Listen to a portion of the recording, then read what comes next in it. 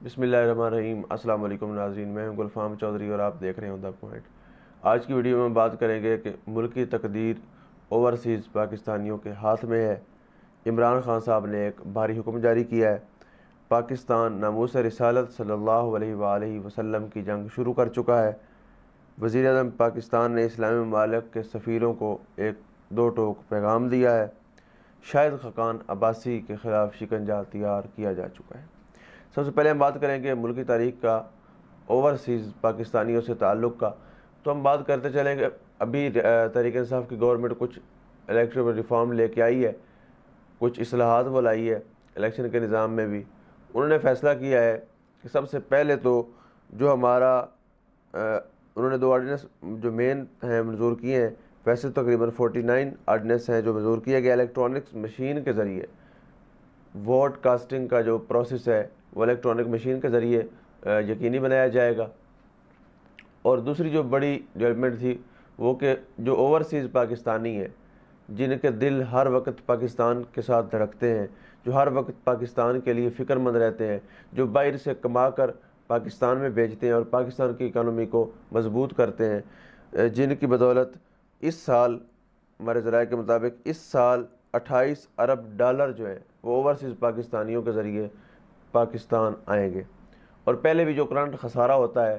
ان کا جو control system وہ انہی کے ذریعے ہی ہو پاتا ہے، جو وہ پیسہ بھیجتے ہیں باہر سے پاکستان میں ڈالر کی صورت میں اور باقی شکلوں میں۔ تو اس صورتحال کے پیش نظر ہی پاکستان کرنٹ خسارے کا سامنا کر سکتا ہے۔ ان کو پاکستان کی گورنمنٹ نے ووٹ کاسٹ کرنے کا حق دے دیا ہے۔ ووٹ کاسٹ کرنے کا ان کو حق دیا جانا یقیناً یہ ایک اچھا عمل ہے اور بہت زبردست قدم ہے۔ تقریباً اوورسیز پاکستانیوں کی تعداد 90 لاکھ ہے۔ اگر 90 لاکھ ووٹ کاسٹ ہوتا ہے تو یہ یقیناً جس حلقے میں بھی ہوگا ملک کی تقدیر کا پانسا پلٹ سکتا ہے۔ اب اس سے جو اپوزیشن کے بینچ ہیں ان کو بڑی تکلیف ہو رہی ہے،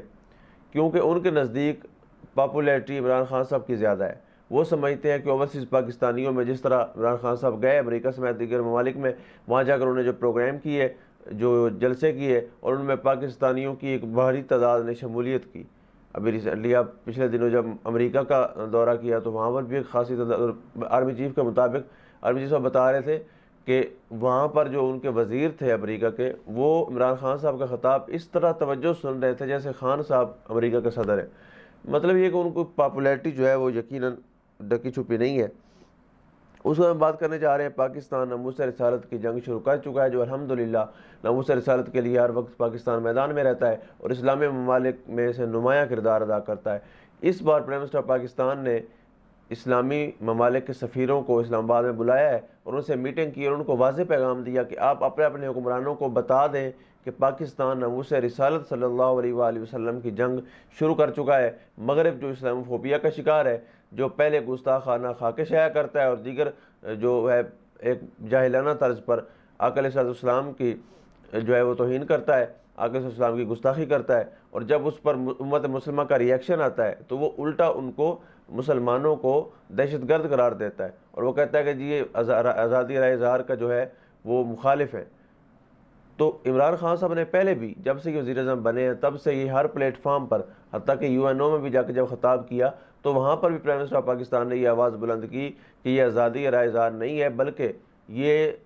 اربوں مسلمانوں کے دلوں کے جو ہے وہ تکلیف کا باعث بنتا ہے۔ جب ہمارے نبی مکرم صلی اللہ علیہ وسلم کی گستاخی کرتا ہے تو ہمارا جو ہے کلیجہ پھٹتا ہے۔ یعنی عمران خان صاحب اول دن سے ہی اس چیز پر احتجاج ریکارڈ کروا رہے ہیں اور ہر پلیٹ فارم پہ کروا رہے ہیں۔ اس بار انہوں نے اسلامی ملکوں کو، سفیروں کو بلا کر کہا کہ آپ اپنے حکمرانوں کو بتائیں کہ پاکستان ہی جنگ شروع کر چکا ہے، آپ بھی پاکستان کا اس میں ساتھ دیں۔ اگر کسی بھی ایک ملک کا مغربی ممالک کے ساتھ ٹکر لینا بہت مشکل ہے، لیکن اگر 56 کنٹریز جو ہیں اس پہ سامنا کرتی ہیں، اس چیز کو فیس کرتی ہیں، ان سے بائیکاٹ کرتی ہیں، اور ایک عالمی سطح پر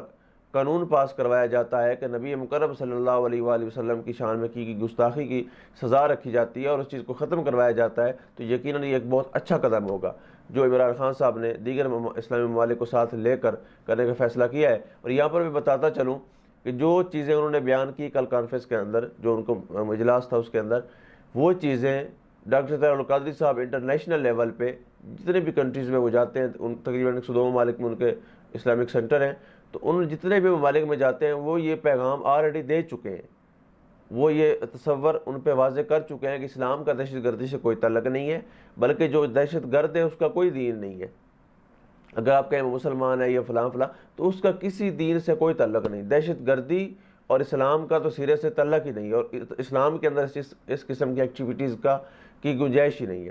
آخر میں ہم بات کریں گے شاید خقان عباسی صاحب، جو کہ مسلم لیگ نون کے ایک بدماش قسم کے ورکر ہیں اور پرائم منسٹر بھی صاحب کا دور میں رہ چکے ہیں۔ ان کے ظاہری بات ہے اسکینڈل چلتے رہتے ہیں، ان کے کرپٹ لوگ ہیں، LNG کیس بھی چلتا رہا، پھر ان کے بیٹے کے فیک اکاؤنٹ بھی تھے، اس طرح کی تحقیقات تو چل ہی رہی تھی۔ لیکن ابھی جو انہوں نے کیا اسمبلی کے اجلاس میں، انہوں نے اسد کیسر صاحب کو یہ دھمکی دی کہ میں جوتا اتار کر ماروں گا، جو انتہائی غیر مہذبانہ اور غیر ذمہ دارانہ حرکت تھی، جو کسی بھی ممبر اسمبلی کو ایسی حرکت نہیں کرنی چاہیے، وہ انہوں نے وہاں پر کی۔ اس کے جواب میں گورنمنٹ آف پاکستان نے فیصلہ کیا کہ وہ اس کو پہلے شوکاز نوٹس جاری کریں گے۔ انہوں نے اس کو شوکاز نوٹس جاری کیا، 1 ہفتے کا ٹائم دیا کہ 1 ہفتے کے اندر جواب جو ہے وہ جمع کروایا جائے، لیکن 10 دن گزر گئے ہیں، لیکن شاید خقان عباسی صاحب کا جواب اس وقت تک نہیں آیا۔ اب گورنمنٹ آف پاکستان نے یہ فیصلہ کیا ہے کہ اس کی جو رکنیت ہے اسمبلی کی وہ معطل کی جائے گی، اگلے اجلاس میں ان کے لیے دروازہ بند کر دیا جائے گا اور انہیں اسمبلی کے اجلاس میں آنے کی اجازت نہیں ہوگی، جو کہ یقیناً ہونا بھی چاہیے،